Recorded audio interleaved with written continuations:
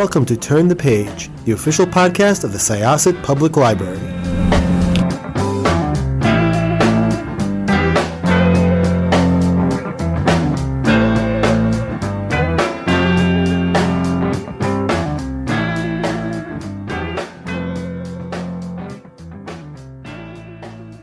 Hello, everyone. Welcome back to Turn the Page.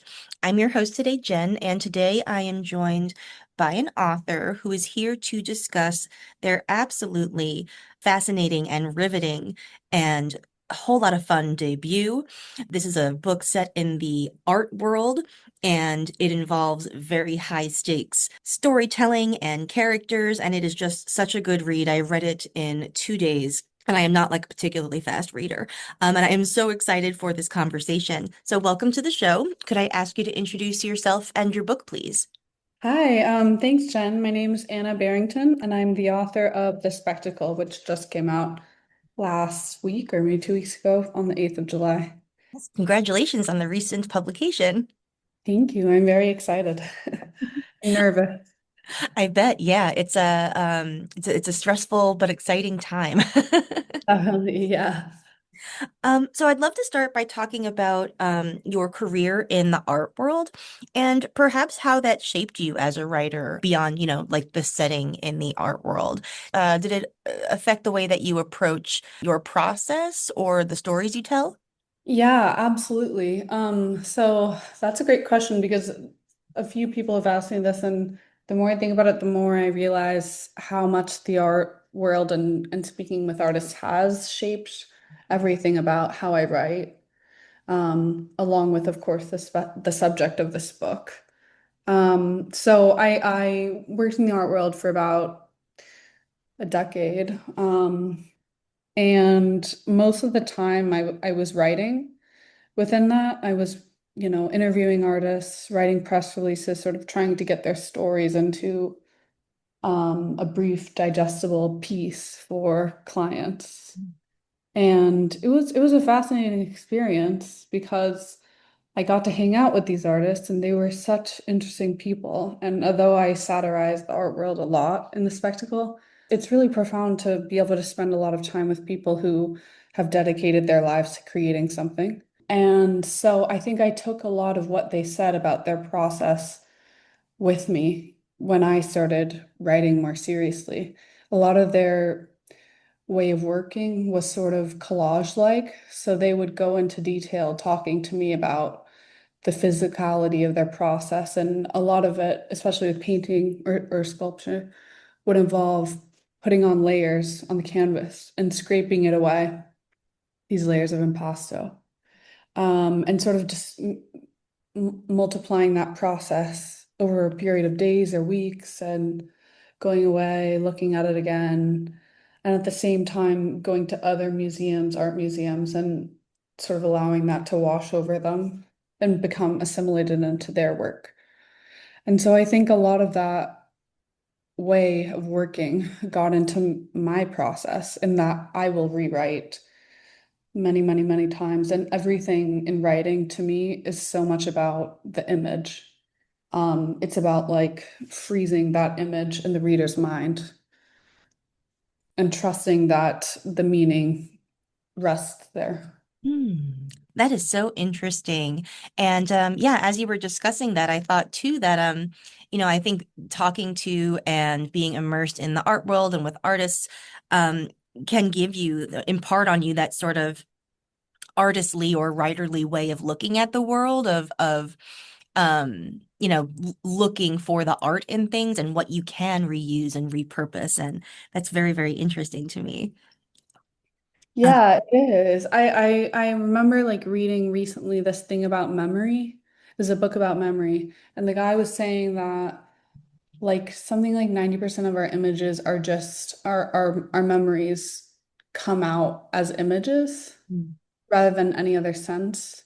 And I think that's so interesting. It really relates to how I see the world, which is mostly visual. Hmm. Does that have anything to do with the title? The title, as we've said, is The Spectacle, and you start with a quote from De Boer, which made me flash back to grad school when I was doing my first year grad seminar. So can you talk a little bit about choosing that title and maybe what role spectacle plays here too? Yeah, totally. So I think that that quote it relates to so Guy Debord in that book, he is talking about how by his time, the era in which he's writing 1960s France, he feels that his society has entered a world in which advertising is being refracted to the extent to which everything we see is a spectacle and half of life is being lived through the imagery of advertising and things that we are about to buy. Mm. So that is something, I mean, I thought, what if he could be here now? What would he have thought? Um, because the same is true, but just so much crazier now. And I really thought about that in the art world. Just it almost like sends one into a point of schizophrenia or madness that you're just so surrounded by things you're being told to buy and wanting to buy them. And I think that creates a sort of person like Rudolph, the art dealer who is the protagonist of the spectacle. And I wanted to show that it's just as much the world and the society around him that creates that type of person. Mm, that is such a great point and such a nice lead in to my question about Rudolph. Um, I'd love to talk about how you're shaping his as a character, has to deal with these issues that you've just been discussing, but also its setting in time and place. Because it's sort of set, 2016 New York City, right after the election, but it's also, I think I've seen you refer to somewhere as the age of the scammer.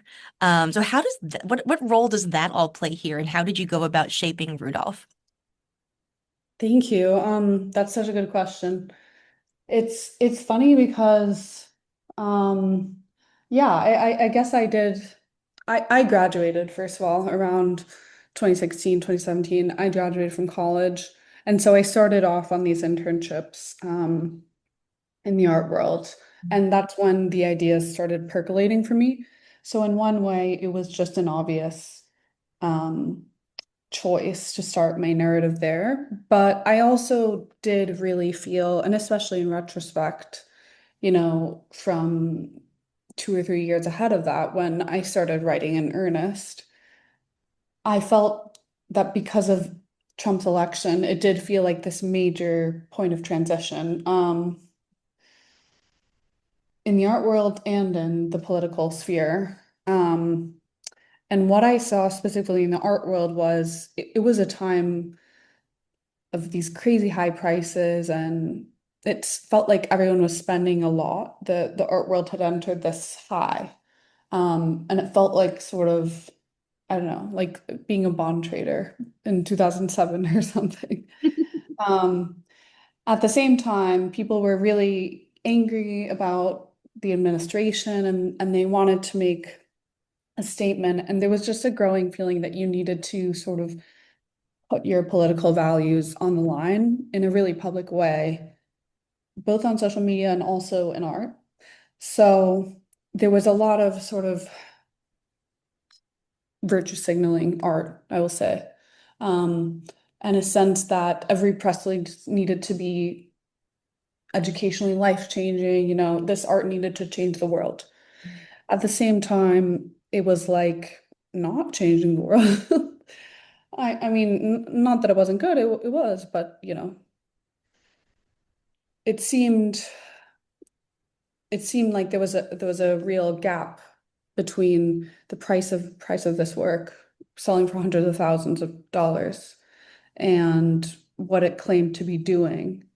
And also just sort of the gap between the people on the museum committees and the people who had voted in the president. So I just felt those sort of polarities and those extremes were something that I wanted to analyze and think about in this book. And I felt like that structure, it just felt like something very, very fragile that was about to crack. The whole structure of the art market and people making this work, claiming they knew everything, and it selling for these prices. I don't know. There was just something felt fractured and yeah.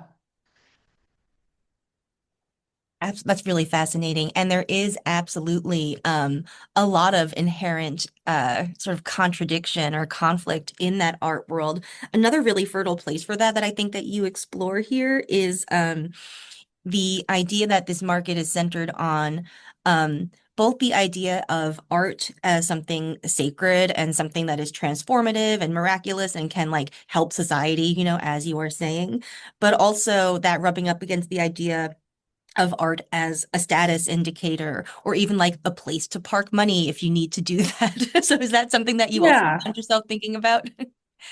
Yeah, totally. I think artists, there's so much pressure on them and they're like celebrities nowadays, like really big artists. And people treat them like celebrities. And so they are often like very politically active, or if they're not, then they feel the pressure to be. There's just, I think one of the things I thought about a lot in this book is how, as people move away from religion in our culture, they seek out other things, and one of them is art. And so people like put this spiritual sort of pressure or trust on art in a way that wasn't necessarily true in other time periods. And so the artists like feel kind of forced in some situations. And I would see this over and over and over in my own job. And I would want to force them too. You know, you're writing the press release, give me the deeper meaning. Tell me, what is this? You know, it can't just be, about that you were looking at a flower or whatever, because you're trying to justify the price. And to justify the price, it has to resonate spiritually with people and sort of give them a sense of what they're missing. Mm. That is super interesting that you do see that art kind of has to come with its own resume now. Yeah. Yeah, explaining its purpose and why it deserves the job of being on the wall in the gallery or in your home. Very interesting. Um, You've also referred to this as a study in disintegration, which I found very interesting. Could you talk a little bit more about that? And maybe, I'm going to try to stay broad so you can reveal what you like, but how that plays into, how you shape Ingrid's journey as well, and perhaps her dynamic with Rudolph, because there's so much going on there that is so interesting. Of course. So, yeah, I love books about like a psychological disintegration. So I think I remember reading Dostoevsky's The Gambler, which is that book he wrote when he had a gambling addiction and he had to pay back some debtors. And so he just quickly wrote this novella. And it's like about this guy who's drowning in gambling debts. Um, so I love that sort of just spiraling feeling of just you're watching someone really spiral to the bottom. They have trapped themselves in this situation and they can't get out of it, because I feel like that is my worst fear. And I won't let that happen to myself, but I would like to see it happen to someone else. So that's kind of what I was thinking with Rudolph. I'm gonna put this person through, yeah, well, what's the expression? Through the disposal, whatever.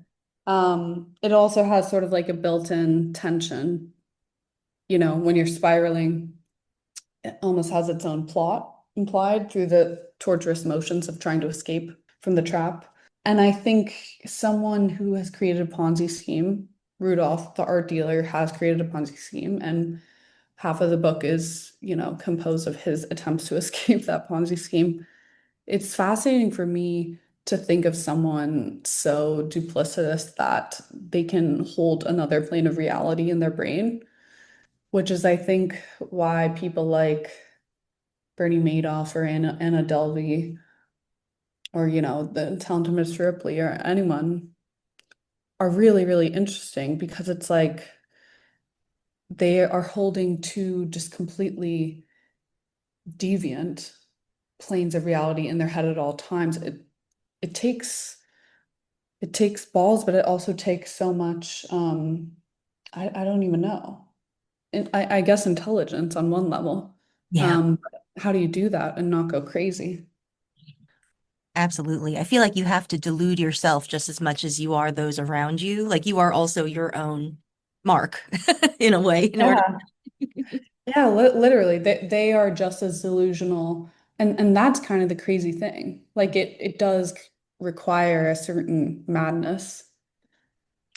Totally. I was also reminded with him by like a Safdie brothers movie protagonist like Adam Sandler in Uncut Gems or Robert Pattinson in Good Time, who is, very, very good at getting themselves out of the situation that they are in, like the short term one, but just like into another crisis. So hopping kind of from crisis to crisis, hoping that you just remain ahead of them.